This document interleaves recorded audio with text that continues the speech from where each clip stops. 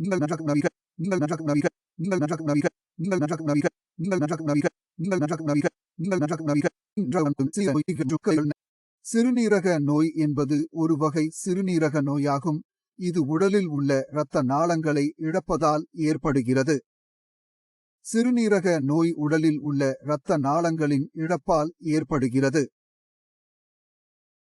சிறுநீரக நோய் உடலில் உள்ள இரத்த நாளங்களின் இழப்பால் ஏற்படுகின்ற ஒரு நோயாகும். இது சிறுநீரக நோயின் ஒரு வகையாகும். சிறுநீரக நோய் உடலில் உள்ள இரத்த நாளங்களின் இழப்பால் ஏற்படுகிறது. இது ஒரு சிறுநீரக நோயின் வகையாகும்.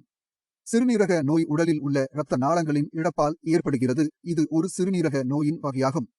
சிறுநீரக நோய் உடலில் உள்ள இரத்த நாளங்களின் இழப்பால் ஏற்படுகின்ற ஒரு வகை நோயாகும். சிறுநீரக நோய் உடலில் உள்ள இரத்த நாளங்களின் இழப்பினால் ஏற்படுகிறது. இது ஒரு சிறுநீரக நோய் வகையாகும். சிறுநீரக நோய் உடலில் உள்ள இரத்த நாளங்களின் இழப்பினால் ஏற்படுகிறது. இது ஒரு சிறுநீரக நோயின் வகையாகும்.